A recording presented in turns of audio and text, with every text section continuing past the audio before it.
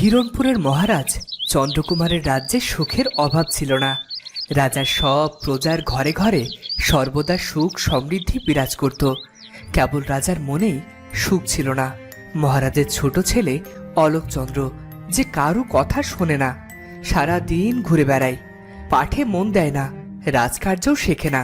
রাজা এ নিয়েও অনেক চিন্তিত।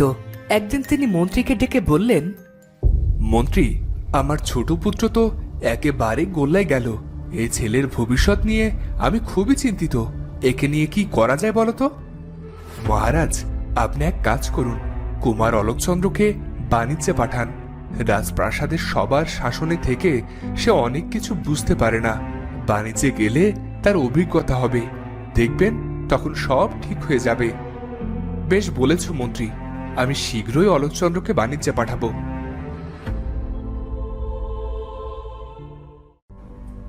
পরদিন মহারাজ অলোকচন্দ্রকে ডেকে পাঠালেন। তোমার পাঠের কি অবস্থা যুবরাজ? পড়াশোনা কি হচ্ছে নিয়মিত? পড়াশোনা আমার ভালো লাগে না বাবা। পণ্ডিত মশাই আমাকে জোর করে পড়ান। তাকে বলে দেবেন আমাকে যেন আর পড়াতে না আসে। বেশ, পড়তে না চাইলে পড়বে না। তবে শোনো, আমি নির্ণয় করেছি তোমার এখন বাণিজ্যে যাওয়ার দরকার। তুমি কি বলো? বাণিজ্যের কথা শুনে অলোকচন্দ্র খুবই খুশি হলেন। প্রাসাদে থাকলে মহারাজের শাসনের উপরেই থাকতে হয়, এর চেয়ে বিদেশে ঘোরা অনেক ভালো। তিনি বাবাকে বললেন, কবে যাব বলে ঠিক করেছেন বাবা? আগামী শুক্রপক্ষেই তুমি রওনা দিতে পারবে। তোমার মায়েরও তাই মত।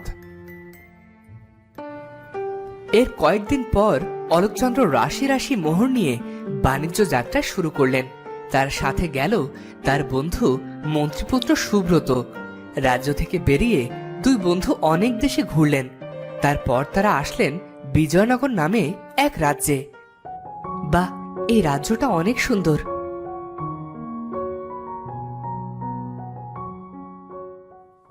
হঠাৎ তারা নদী পার হওয়ার সময় খেয়াঘাটে একটা মেয়েকে দেখে অলোকচন্দ্র খুবই অবাক হলেন। খেয়াঘাটের মাঝি কোনো পুরুষ নয়, এক অনিন্দ্য সুন্দরী মেয়ে নৌকা বইছে। রাজকুমার তাকে বললেন, এই মেয়ে, তোমার নৌকায় আমাদের পার করে দেবে? দিব, কিন্তু নৌকার ভাড়া 2 আনা, জানেন তো? তা দেব, তুমি আগে নদী পার করো। আচ্ছা বাবু, তাহলে নৌকায় এসে বসুন।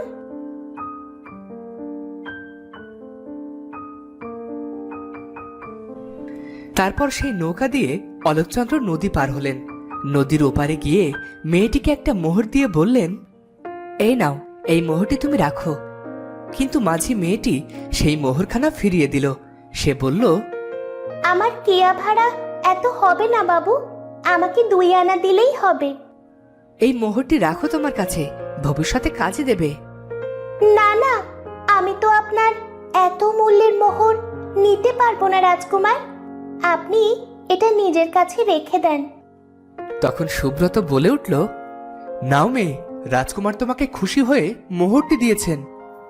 না না, আপনাদের টাকা লাগবে না মশাই, আপনারা এবার যান। রাজকুমার মেয়েটির আচরণ দেখে খুবই মুগ্ধ হলেন এবং বললেন, এত দামি সোনার মোহর তুমি ফিরিয়ে দিলে? তোমার নাম কি? আমার নাম লীলাবতী। আমি এই নদীর পাশে এক সাপুরিয়াদের গ্রামে থাকি। আমার বাবা মা কেউ নেই। কেয়া চালিয়ে যা পাই তা দিয়ে সংসার চলে। বাবু, আপনারা আবার আসবেন, আমি আপনাদের বিনা পয়সায় কেয়া পার করে দেব। রাজকুমারের পীড়াপিড়িতে লীলাবতী মোহরটা নিল এবং সেদিনের মতো অলোকচন্দ্র লীলাবতীর কাছ থেকে বিদায় নিল। কিন্তু সে কোনোভাবেই লীলাবতীকে ভুলতে পারল না। পরদিন সে আবারও ঘাটে আসে এবং সেদিনও লীলাবতী খেয়া পার করছিল। কিন্তু নদীর মাঝে হঠাৎ নৌকাটি ডুবে যায়, আর লীলাবতী সাঁতারও জানত না। ফলে সেও ডুবে যেতে থাকলো। সে চিৎকার করতে শুরু করলো, বাঁচাও, কে কোথায় আছো, বাঁচাও।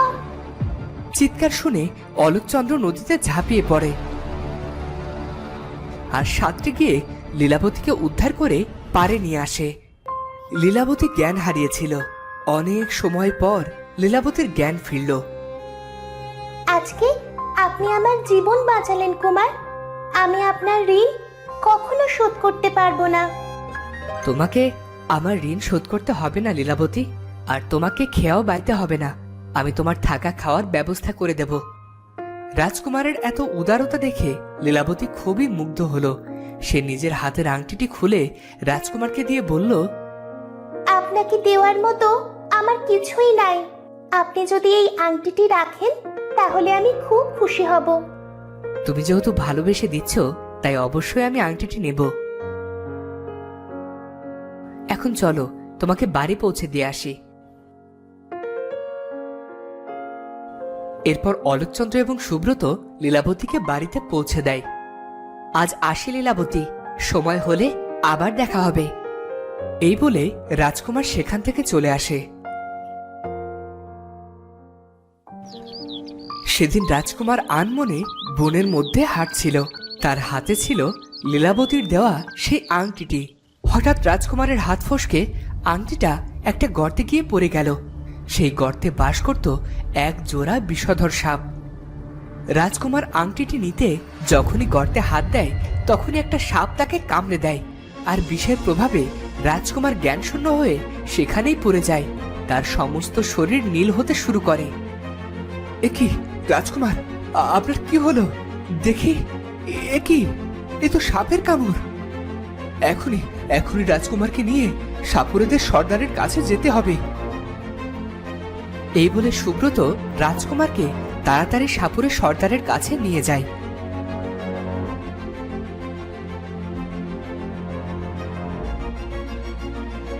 সর্দার সব দেখে বলে, কাল নাগিনীতে কেটেছে বাবু। এই বিষ হারানোর সাধ্যি কোনো সাপুরের নেই। তুমি বাপু একে ভেলায় ভাসিয়ে দাও। আপনি কিছু একটা করুন সাপুরের সর্দার। রাজকুমারের কিছু হয়ে গেলে আমি মহারাজের কাছে কোন মুখে যাব? একটা উপায় আছে বটে, কিন্তু সে বড় কঠিন পথ। কি পথ বলুন, আমি আমার বন্ধুর জীবন বাঁচাতে সব ধরনের চেষ্টা করব। রাজকুমারকে নিয়ে নাগপুরীতে যেতে হবে। সেখানকার নাগরানী পারেন কেবল এই বিষ দূর করতে, কিন্তু সেখানে পাঠাতে হলে তার আগে রাজকুমারের সাথে কোনো যুবতী মেয়ের বিয়ে দিতে হবে। তারপর তাদের দুজনকে ভেলায় করে ভাসিয়ে দিতে হবে। এই কথা শুনে সুব্রতর মাথায় আকাশ ভেঙে পড়ল। এখন সে কি করবে?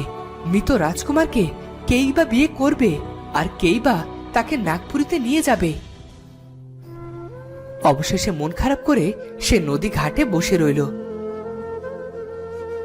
হঠাৎ সেখানে লীলাবতী আসলো। সে সুব্রতকে দেখে বলল, বাবু, কি হয়েছে আপনার? এভাবে মনমরা হয়ে বসে রয়েছেন কেন?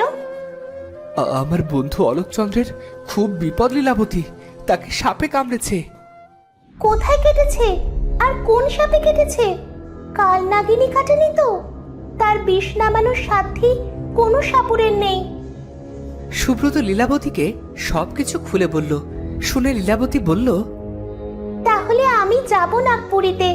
আপনি বিয়ের জোগাড় করুন।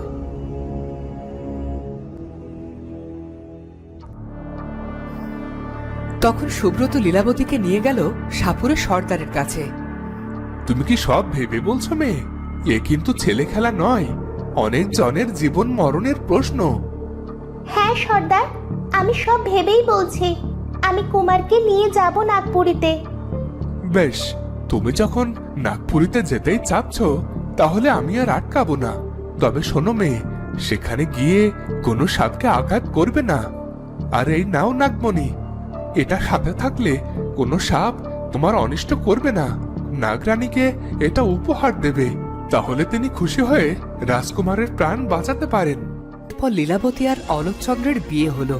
বিয়ের পরদিন লীলাবতী অলোকচন্দ্রকে নিয়ে ভেলাই করে রওনা দিলেন নাগপুরীতে। নদীতে তাদের অনেক দিন কাটলো। মাস গেল, বছর গেল।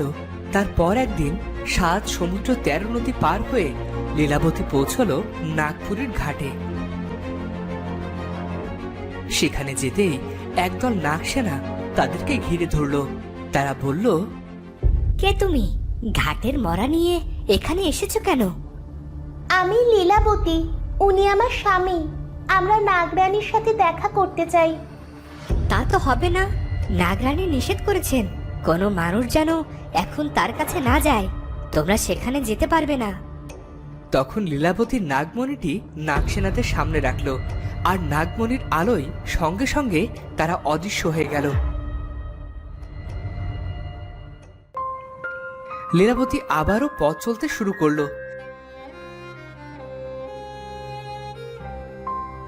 চলতে চলতে সে নাগরানীর প্রাসাদে আসলো, আর নাগরানী তখন প্রাসাদেই ছিলেন।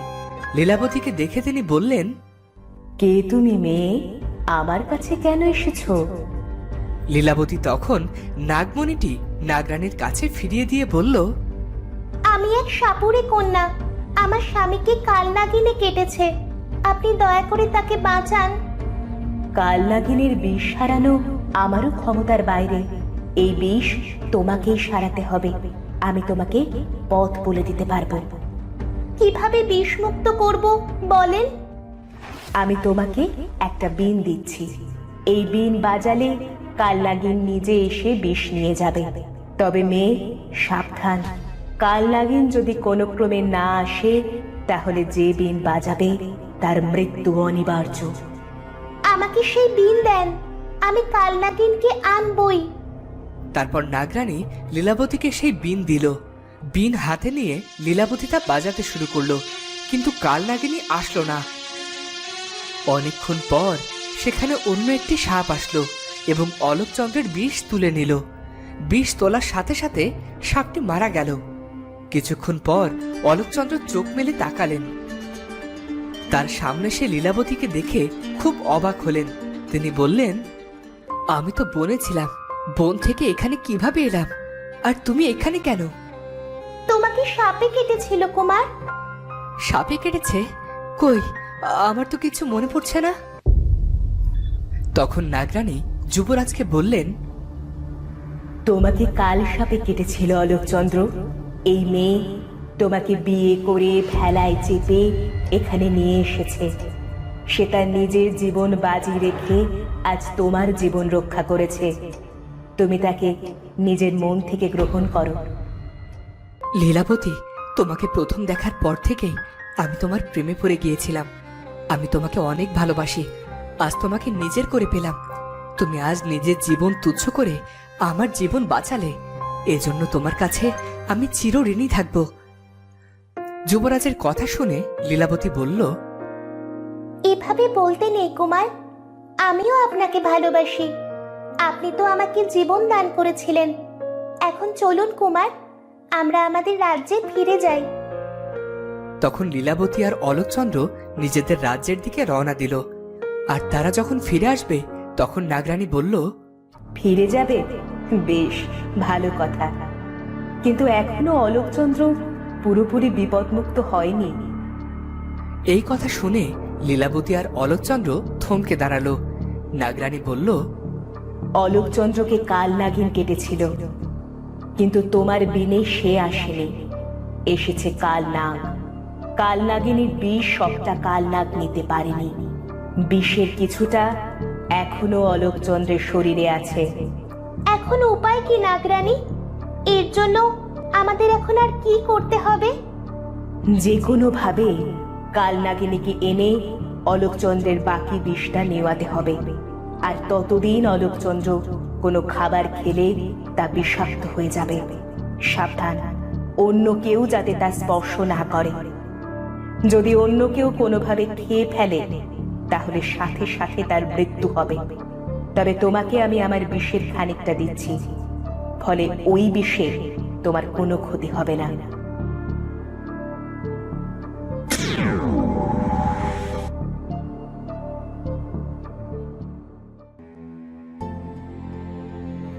তারপর লীলাবতী আর অলোকচন্দ্র নাগরানীর কাছ থেকে বিদায় নিয়ে নিজেদের দেশে ফিরে এলো।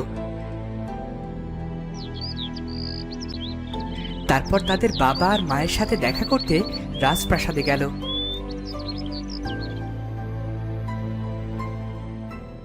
কিন্তু মহারাজ চন্দ্রকুমার ছেলের এই বিয়ে কোনোভাবেই মেনে নিতে পারলেন না। তিনি রেগে গিয়ে বললেন, এক সাপুড়ে মেয়ে তোমার জীবন বাঁচিয়েছে, সেটা দেখে তোমায় তাকে বিয়ে করতে হবে? এমন কি কোনো কথা আছে কুমার? তুমি এক্ষুনি ওকে রেখে এসো, আর যদি প্রয়োজন হয় তাহলে তোমার জীবন বাঁচানোর জন্য তাকে কিছু মোহর দিয়ে দাও। না বাবা, আমি এই অধর্ম করতে পারবো না। সে আমার স্ত্রী, ওর সব দায়িত্ব আমাকে নিতেই হবে বাবা। আমি ছাড়া ওর যাওয়ার কোনো জায়গা নেই। স্ত্রী? হতছাড়া, তোমার বাবার চেয়ে তোমার স্ত্রী বড় হয়ে গেল। তোমার মুখ আমি দেখতে চাই না। তুমি এখনই এই রাজপ্রাসাদ ছেড়ে বেরিয়ে যাও। আজ তোমাকে আমি ত্যায্য পুত্র করলাম। আমার রাজ্যে যেন তোমাকে না দেখি। তারপর মহারাজ প্রহরীদের ডেকে রাজকুমার আর লীলাবতীকে প্রাসাদ থেকে বের করে দিলেন।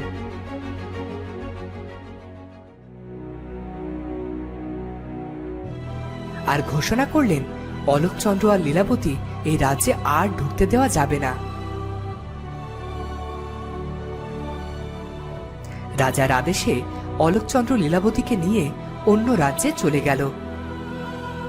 তারা ঘুরতে ঘুরতে এক বনে প্রবেশ করল। লীলাবতী খুবই ক্লান্ত ছিল।